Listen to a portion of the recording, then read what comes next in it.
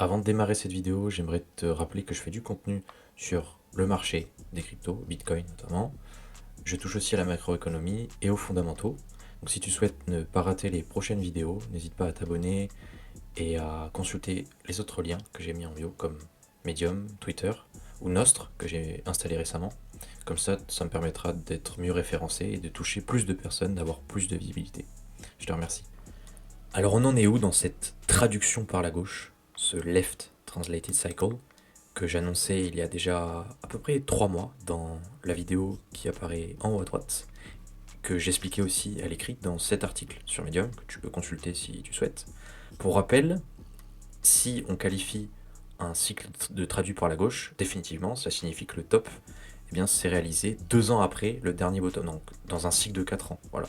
Donc la seconde moitié, étant donné que le plus bas précédent était en novembre 2022 pour Bitcoin, eh bien 4 ans plus tard, ça fera potentiellement un bottom en novembre 2026 ou dans ces eaux-là, mais le middle point, eh bien, c'est 2 ans après, c'est-à-dire novembre 2024. Donc si on a un top dans ces eaux-là, en octobre, ou en tout cas avant mi-fin novembre 2024, on pourra clairement déclarer le fait que ce cycle a bien été traduit par la gauche.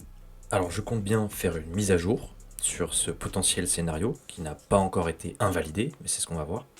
Ici, on a un graphique de Tony de Bull sur Twitter. D'ailleurs, si tu me suis sur Twitter, tu pourras voir de temps en temps, je commente ou je republie, je retweet, du moins.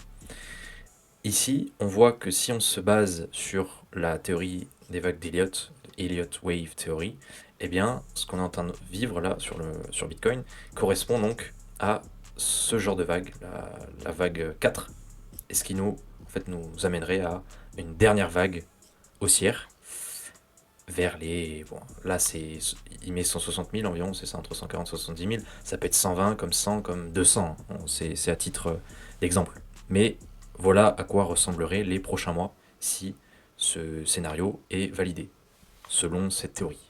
Et détail à prendre en compte ici, très important au final, pourquoi est-ce qu'on parle d'une potentielle validation de la vague 4?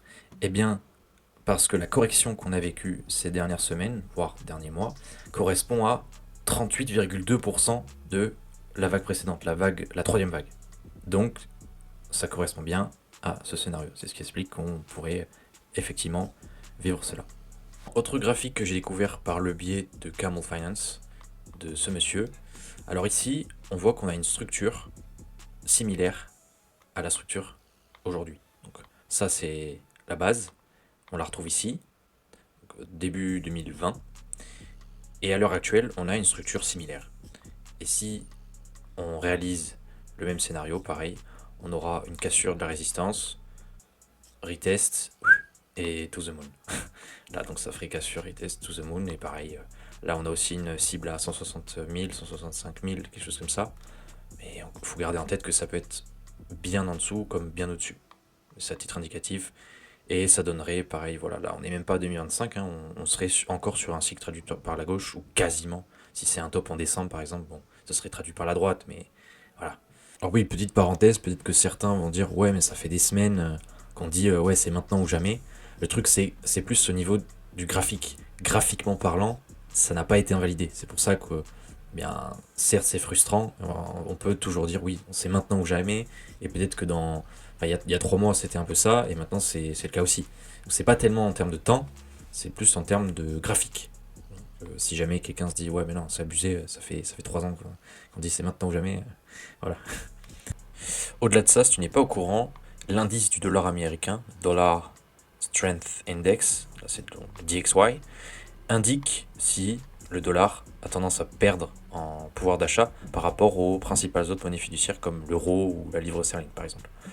Là, dans notre situation, bien, voilà, on dirait qu'on est en train de casser ce support. Et puis là, si on a un boom, un retest, et de nouveau une chute vers les 100 voire moins, et bien là, ce serait très bénéfique pour les marchés à risque, notamment Bitcoin et les cryptos, quoi. Là, ce serait un bon signe.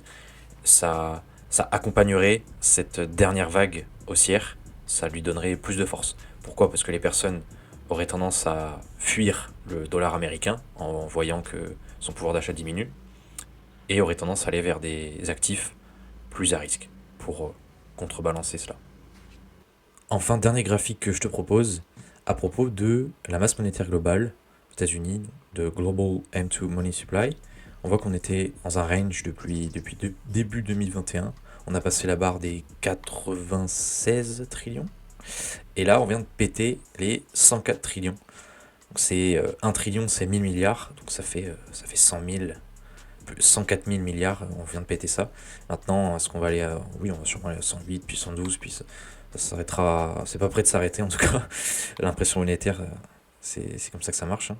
Tant qu'il n'y a pas vraiment quelque chose qui cède de gravissime, bah, on continue d'imprimer comme si c'était bénéfique, quoi. Alors que ça fait plus de dégâts qu'autre chose.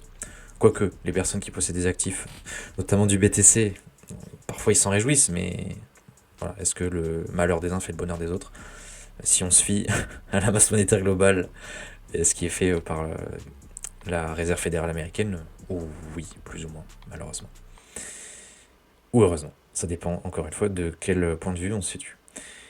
Toujours est-il que lorsque cela arrive, eh bien, les marchés financiers ont tendance à, eh bien, pas prévoir ça, mais à sentir ça.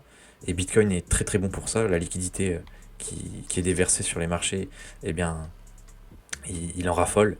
Il en raffole et il a tendance à réagir très violemment quand ça arrive. Et cela aussi pourrait effectivement alimenter, stimuler cette dernière vague haussière. Donc l'afflux de liquidité qui commence à arriver là. Et voilà, Dieu sait jusqu'où on ira encore une fois, mais ça risque d'être assez mémorable. Par ailleurs, si tu ne sais pas exactement ce que c'est de Broad Money Supply M2, j'en parle dans la première vidéo dédiée au livre Broken Money de Lyn Alden, qui s'affiche en haut à droite, si tu vas aller consulter ça, tu as juste à cliquer sur le lien. Sinon, qu'est-ce que c'est? Eh bien, ça prend en compte les dépôts, tous les dépôts inférieurs à 100 000 $, les fonds communs des acteurs autres que les institutions, donc les retails, quoi. Les money market accounts, donc ce sont des dépôts qui servent à obtenir des intérêts supérieurs aux dépôts classiques. Les dépôts des épargnants et dit M1, donc la monnaie en dehors du système bancaire privé. Les demand deposits, qui peuvent être retirés à tout moment qui sont détenus par les banques commerciales. Et voilà, tout ce qui est liquide, quoi. Donc ça prend en compte une quantité donc, de monnaie bien supérieure à simplement ceci. Donc ça prend en compte, ça permet d'avoir une meilleure idée en fait de la masse monétaire. Dans très peu de temps, je ferai une mise à jour sur mon portefeuille, où j'en suis, à combien est Bitcoin en termes de pourcentage global sur mon portefeuille, où est-ce que j'en suis au niveau des altcoins, comment est-ce que je gère la situation si ça pète fort. Même si j'en ai déjà parlé dans des vidéos précédentes, je pense que c'est intéressant de voir ça aussi au fur et à mesure du temps, en fonction des événements. Donc n'oublie pas de t'abonner si tu souhaites ne pas rater tout ça, en cliquant sur le lien juste ici, dans la page d'accueil. C'était Guillaume de la Blockchain.